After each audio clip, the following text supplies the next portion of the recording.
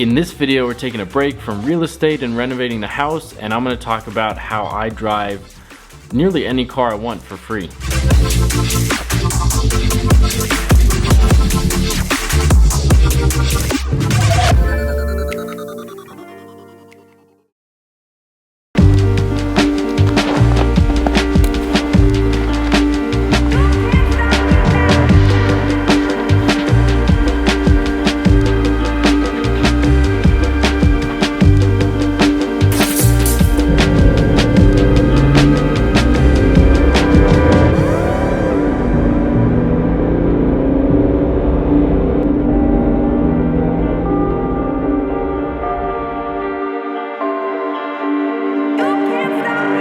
Now, I'm just kidding. Don't do that. Yeah, that's not good. Don't do that. Even though that technically, anyway. In all seriousness, this video is going to tell you how I buy cars, drive them for a year or two, add a bunch of value, and end up selling them for more than I paid for them, plus whatever it costs to fix them up or do anything I did to them. Now, it all starts with buying cars under market value. And I know that sounds challenging, but that's a must for this strategy. There's plenty of ways to buy a car under market value, but first you need to know what the market value is, and that just comes with a bunch of research. A great way to learn what a car's value is go on Facebook Marketplace, Craigslist, Google, and just see what everyone else's car is listed for. And that way, that'll give you a ballpark, and you can kind of see which ones are the cheaper ones, which ones are the more expensive, and why. And that's pretty much all I do for research. So for me, this started out of a hobby of fixing cars. I liked fixing cars, and that made it easy to put value into a car once I purchased one that was undervalued. A lot of the times, undervalued cars are broken, and my hobby was fixing cars, so that kind of went hand in hand. But you can do the strategy even if you're not a mechanic or anything like that. This strategy works in a lot of other ways. There's a lot of ways you can provide value to a car, so when you sell it, you can make some money without having to invest in a million tools and a garage and all this crazy stuff. A couple examples of that would be cleaning, just maintenance, getting all the fluids changed, putting new tires on, cleaning it up really good, getting it detailed. That adds so much value to a car. And the key to this is putting value into the car. You don't want to be sleazy and buy a car for cheap and just mark it up $1,000 and try and sell it the next weekend. That doesn't work great. It might work, but it's not the right thing to do. Next thing you keep in mind is sell before the car loses value. Cars depreciate. It's a depreciating asset. So if you hold on to a car long enough, unless you get lucky and it's a collector, you'll lose value.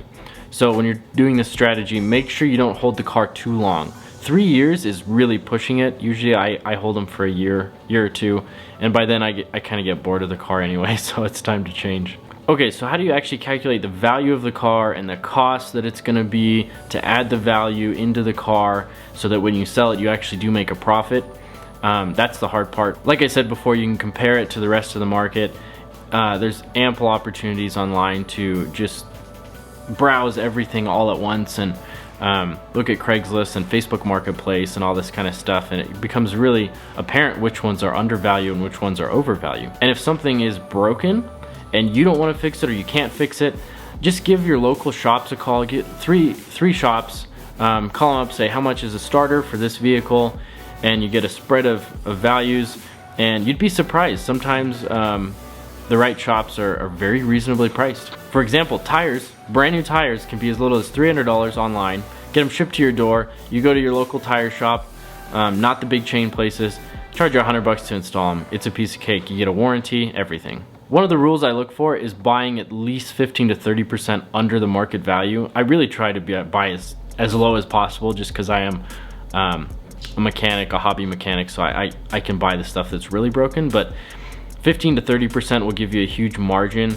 so that you can recoup all your costs that you put in the car and potentially get more than you put in out. And don't forget, make sure to include the registration costs, the fees, the titling, all that kind of stuff in this, because you don't want to buy a car and think you made money, but then you forgot the registration was $2,000 and there was $400 fee in there and all this kind of stuff. You want to make sure you're actually coming out on the positive.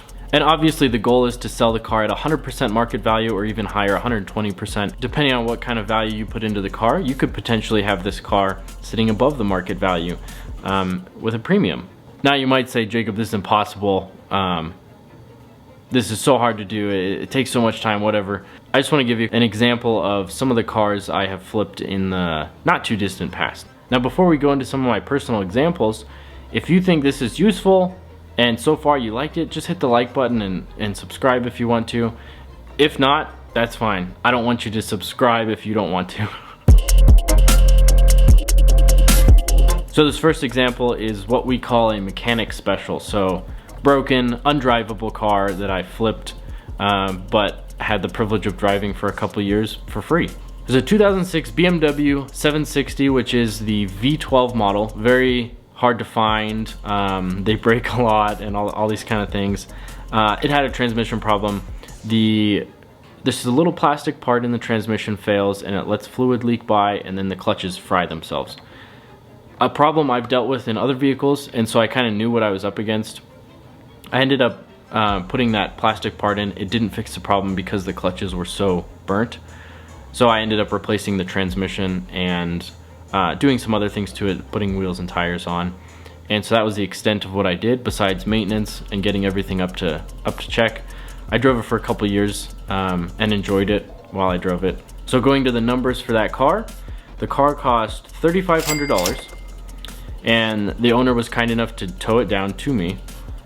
The replacement transmission was $1,000, even though it was broken, and I actually had to rebuild that transmission as well. And total parts for the whole car, including the transmission, was about $800. Brand new wheels and tires were about $1,200. I got it professionally detailed and cleaned everywhere, outside, inside, underneath, everything. It was about $300. And registration and fees, since I bought it for such a low price, were only $400. So that puts me all in at about $7,200 for this car. And I drove it for 2 years, took it on a bunch of trips, and I ended up selling it to an enthusiast who was looking for this exact thing, since they're so rare, for $8,800. I did have it listed for, I think, $10,000, and then I dropped the price to $9,500 just because I was trying to sell in kind of a bad time, which I don't recommend. Try and sell in the summer, unless you have a four-wheel drive. But I ended up giving him a discount too because he was such a great guy and really easy to deal with. So in this car I was able to profit about $1,600, and that doesn't include the labor. I wasn't paying myself, but if you wanted to go about it that way, you could even factor in how much you're paying yourself to fix the car. Alright, so the second example is a more regular car. 2004 Ford Ranger, and it was a four-wheel drive manual transmission, which is a little bit on the rare side.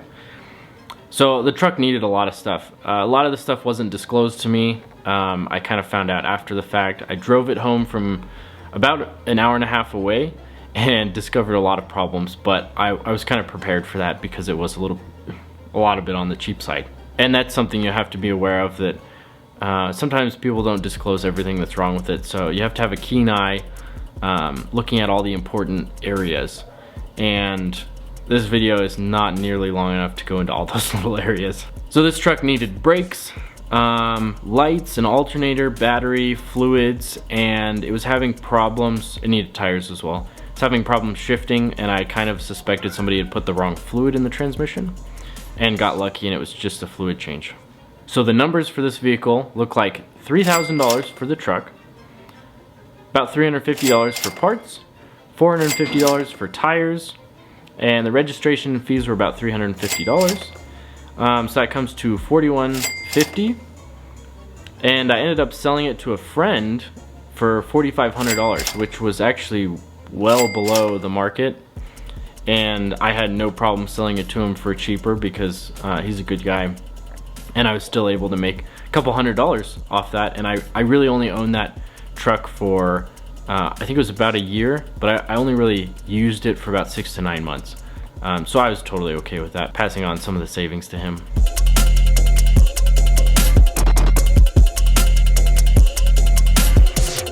So these are just some of the most recent examples of vehicles I've done this with, but as far as I can remember, I think every car I've owned I've made a little bit of money on, or broken even. Yeah, I really haven't had to pay for a car. I just kind of re-put in that same amount of initial money into the cars as I go and getting it right back out when I sell. So I like this quote, necessity is the mother of all invention, because this is really how I got started. I didn't have a lot of money. I was in college. I kind of had a desire to get some cooler cars, get into some amateur racing, but I couldn't afford it. So this was the only way I could do it, is buy an undervalued car that needed work, try and figure out how to fix it, and just like make it happen. And so I kind of took this principle just throughout my life, and you know, now I can afford to go buy a brand new car. And although I think that's a very terrible idea, I don't want to do that, because knowing the fact that I can basically drive most any car I want for free doing this method, it seems like such a waste to go out and buy something brand new and a year later it depreciates $10,000. That just doesn't seem smart to me at all. And I do have the benefit of not being a mechanic, but it's kind of a serious hobby, fixing cars, and I can do it all. I have a lift in my garage and all this crazy stuff, but don't let that deter you from doing this, because I started in my parents' garage and I don't think I had any power tools at all. Just simple stuff. So it's doable no matter what you have. So I want to end this video with some encouragement, and that starts with strategies and kind of just getting the ball rolling on this. So a couple strategies for buying undervalued cars is, don't buy from a dealership, because they got to make money too, so they're marked up. Buy broken cars that need repair. That's an easy way to put value into a car. Look in obscure places. So I have a couple cars where I found them on an obscure for sale website and contacted the seller, and he just didn't know where to list a car. Didn't want to take it to a dealership and tried it himself. Didn't really know about Craigslist or Facebook Marketplace, and so it was listed on a site that nobody really knew about. So I was able to get it under market value, and it worked out great. And another thing is, act quickly. So if you're on Facebook Marketplace and you see the right one that you've already pre-done the research on, and it's the right price, and you know you can fix it or add value to it, jump on it right away. There's no point waiting, because somebody else is going to do the same thing. And the number one thing, don't make it an emotional decision to get the car. If you just want this car so bad and you're just going to make the decision regardless of if it's a good deal or not, either don't try this strategy with that car and just know that you're going to lose money in this car that you really want, or wait for the right one. Be patient, because there's cars out there, they come along, even the rare ones. Trust me, I'm into all the rare stuff. So yeah, I just hope this video is an encouragement on kind of a creative way to make money and be able to do something that you maybe didn't think you'd be able to do, which is, you know, buy a car you don't think you can afford in the long run, but actually making money in the end. So that's pretty much my encouragement for today. I hope you enjoyed this video, and if you found it at all useful, please just hit the like button and subscribe if you want to see more videos like this, and we'll see you next time. And $450 in new tires.